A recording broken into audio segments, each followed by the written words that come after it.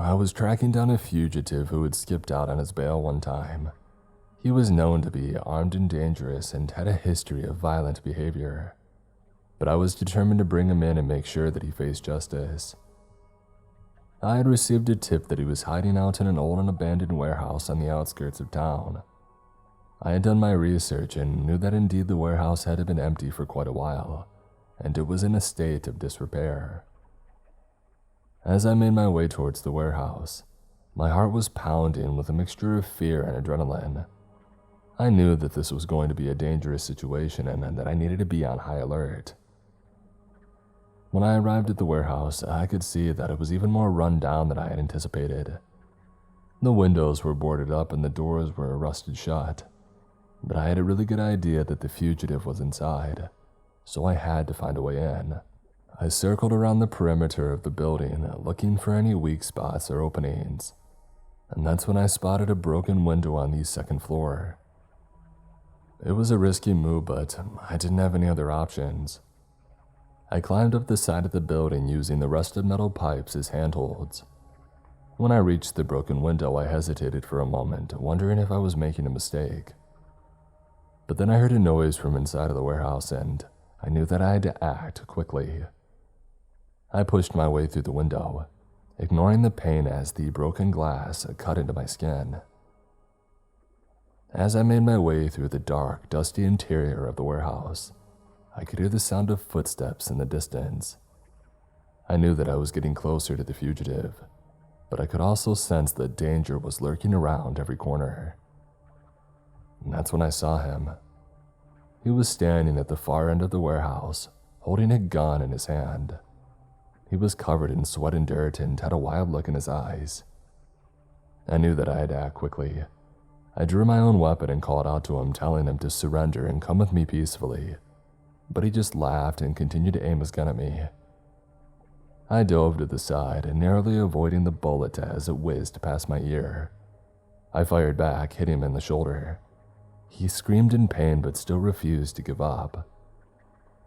We continued in an exchange of gunfire, the sound echoing through the warehouse like thunder. I could feel my heart racing, and I knew that I was in a fight for my life. Finally, after what felt like an eternity, the fugitive's gun had jammed. He threw it aside and raised his hands in surrender. I approached him cautiously, making sure that he didn't have any other weapons on him.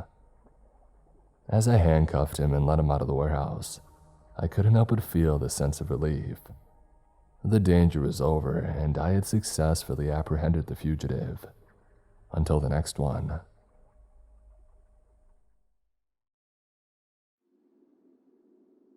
When I was younger, I met a man. He was my brother's friend, and he had started living with us after his parents had done some despicable things, and he was left practically alone and a minor still attending school. Though I can't remember if he was emancipated or supposed to be under someone else's care. I was an annoying little sister then, 7 years younger, but I remembered him saying to my brother, "I don't mind at all, she reminds me of mine." What really gets me about this story, this experience, was that I somehow didn't realize until about a month ago how important these events to transpire just might be. For me, those only two events that are unmistakably him, things that he did to me. The first being one night when I was coming down for a glass of water. I began by opening my heavy bedroom door, and I continued down the creaky hallway and the stairs without at all being silent. Just as I had gotten to the bottom platform, I saw him sitting at the computer. I looked at him and he looked at me. I heard an old news report playing of the arrest of his parents. I felt like I was invading his most private moment, a time where he was obviously emotional and raw, and I felt horrible. I paused in that moment because it was such an awkward situation. I just wasn't sure how I was supposed to respond next. But in that moment where I was in my own head, he must have closed the tab and reopened another. He had to have hit play as I imagined and wouldn't have started on its own. And I heard moaning.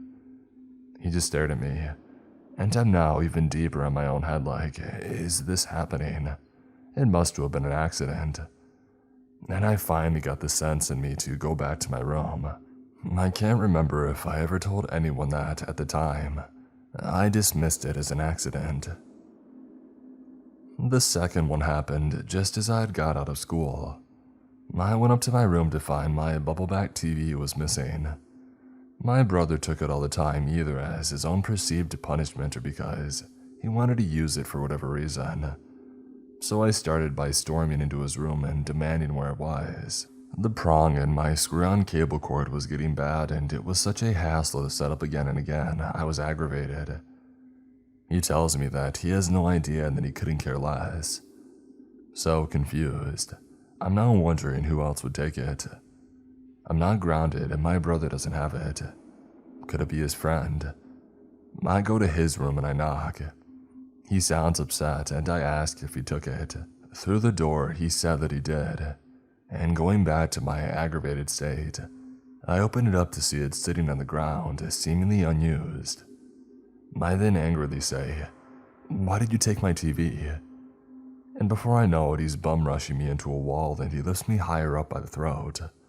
I start yelling at him and yelling in general, trying to fight back, and my mom runs up the stairs and she screams at him. She tells him to let go of me and to get the heck out.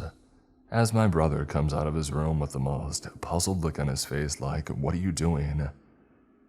His friend then leaves and I can't remember him coming back and living with us after that. A while later, my brother moved to a new house in the same neighborhood, and for years, he would on and off allow that friend to stay with him. He felt bad for him, thought that he was given an unfair start in life and he wanted to help him. It was before or around this time that a man in all black would begin terrorizing me. I've written a story about that on here before, so you might possibly recognize it.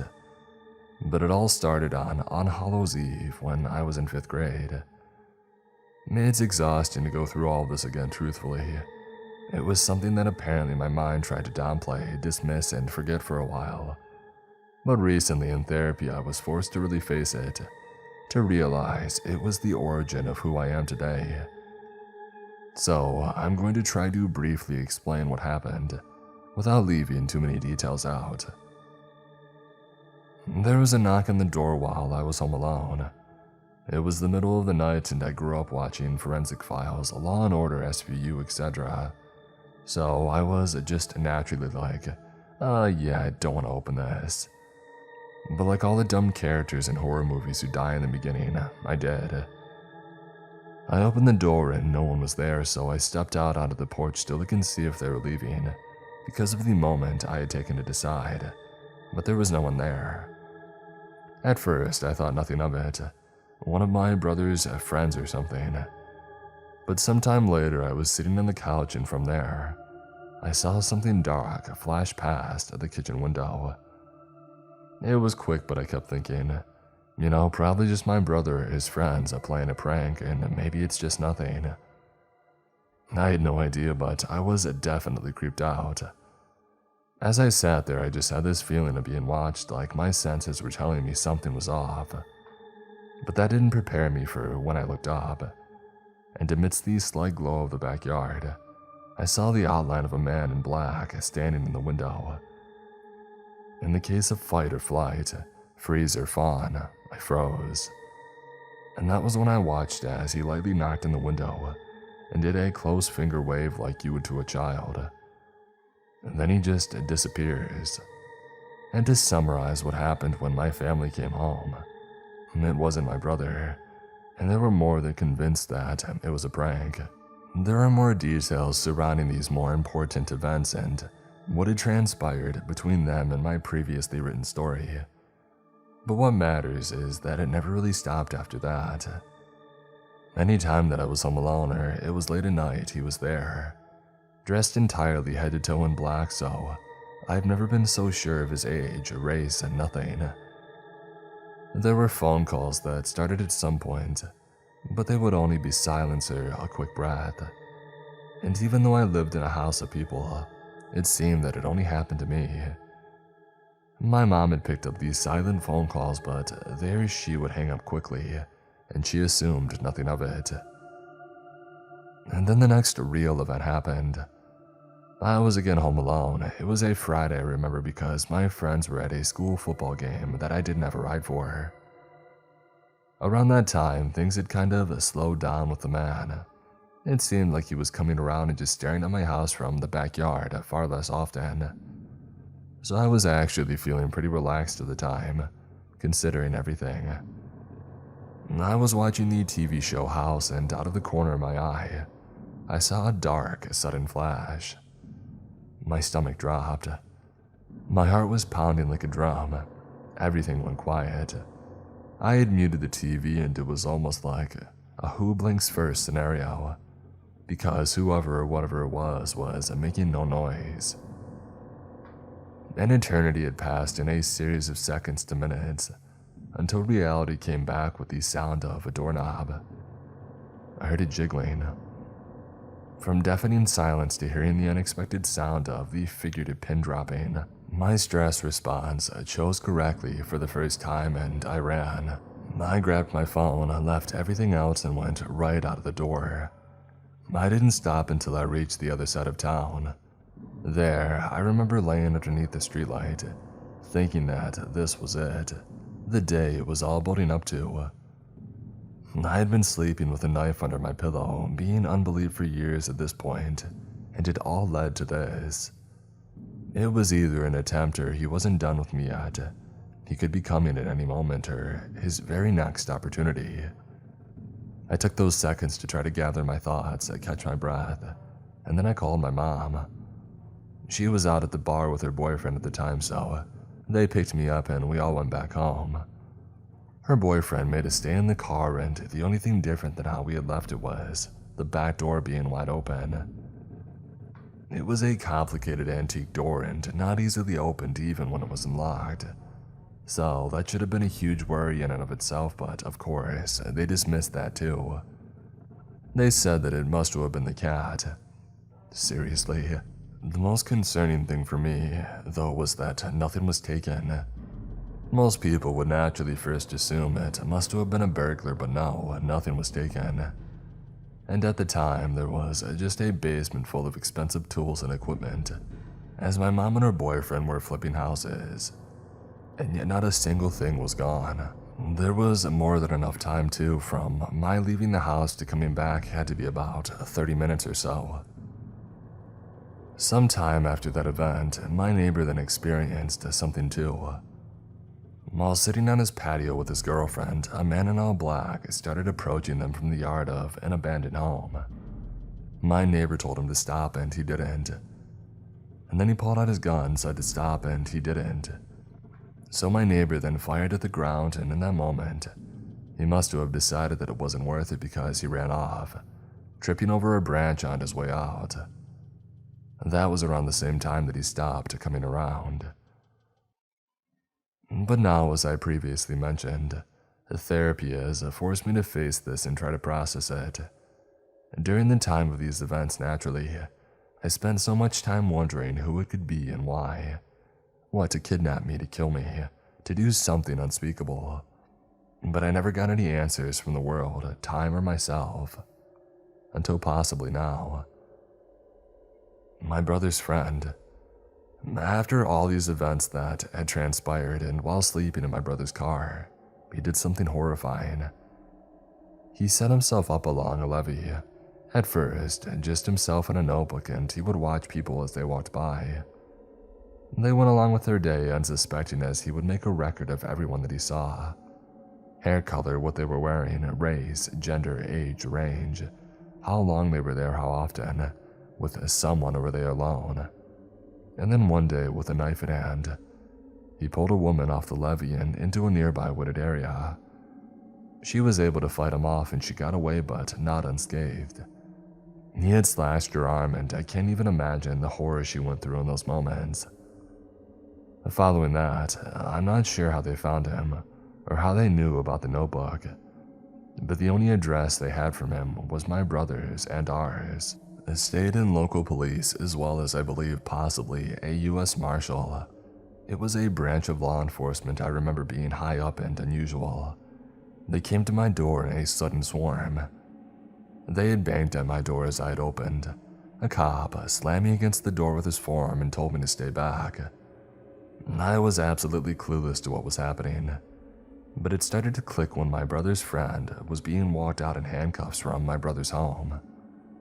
They sat him up on the stairs, feet away from police canines, and I could hear them asking where his backpack is. A man said, "If you don't tell us where it is, we're going to search both of these houses." I think that he sincerely cared about my brother, as my brother did for him for all those years, and so I assume that's why he then divulged that it was under the dining room table at my brother's home. They then went, collected it, and simply left. I don't know what happened to him, but now years later I wonder if everything that happened to me was because of him. The way that he wrote down those people's every movement terrifies me, yet almost solidifies in a way my suspicion. What if the only reason he knew when I was truly home alone, our routines, was because he has a notebook on me too?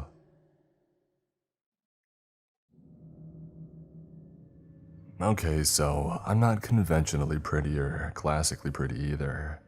I'm the Duffy in any friend group that I'm in. I never worried about being hit on, disrespected, or kidnapped. I never had to worry about my own safety when going out, as I was never the one anyone wanted to get to know or be around because I'm just so plain, and it's always me that has to be the lookout for my friends, male and female alike. Now, I like to go to a local bar almost daily. I don't drink alcohol there, I just get a normal Coke and wait for my ride home. It's my usual hangout spot after work, so I just sit and chill and mind my own business. Well, a few weeks ago, I had just gotten off of work and I was chilling at my usual spot and sipping on my drink while working on a new pendant that I was making. I had started wire wrapping crystals in a jewelry. I didn't think anybody would try to talk to me since I knew I basically blended into the walls, even though the staff know me and pay me a slight attention and they're nice to me. But this weird guy that I had never seen before came over and sat at my table across from me. I was surprised and I looked up at him and struck up a small conversation that I can't even remember how I started, but he started to ask me a few questions about myself that I thought were normal and all flowed together, so I didn't think much of it. Again, I'm plain and I didn't think anyone would want to do anything to me. I had drank 3 glasses of soda by then and I had used the restroom, so I grabbed my phone and my purse and I went to the bathroom. I may not have been worried about getting taken, but I did worry about my identity, cash, and my contacts. I went back a few minutes later and went back to working, since none of my stuff had been touched. I called a waitress over and asked her for a new drink, and she nodded as it had always been ingrained in me that you never leave your drink unattended to, and if you do, have it remade or leave it to the bartender. As she was going to grab for my old drink, which only had a few sips taken out of it, the guy got a bit huffy at me, saying that I was being wasteful for just ordering a new drink. I looked at him with a raised eyebrow in confusion. I asked him why. Was it his business if I did? It was my money after all, and the refills were free. He then said that I was making it more work for the waitress for no reason. This annoyed me, and I told him again that it was my business and that if he didn't like it, then he could always leave. He then tried to wave the waitress off without letting her change my drink, but I had had enough of his nonsense and I told him flat out, "Then you drink it if you think it's such a waste." It seemed to have caught him off guard, and he looked at me shocked and then a bit angry before leaving. I then looked at the drink and handed it to the waitress and told her that something didn't feel right about the guy that I was talking to, and if she could tell the bartender to keep an eye on him and dump out my drink and just bring me water from then on. I left for home after being picked up shortly after, and found out the next day after work that he had been arrested for assault. I didn't find out until today what exactly had happened. Apparently, he had gotten into a fight with the bartender working that night. The bartender caught him putting something into a girl's drink when she wasn't looking, and he had stopped her from drinking it. The guy got mad and it started a whole fight. The cops were called and now he's awaiting trial. Apparently he is trying to see if he could get someone like me who always had her guard down for herself because my confidence was low. He thought that I would be an easy mark with just a little attention. But when I didn't just drink my drink when I came back, he had to try it on another girl. If he really was targeting me, I have to question his sanity and sobriety. Thank goodness for those old lessons about safety growing up. Thanks, Mom and Dad.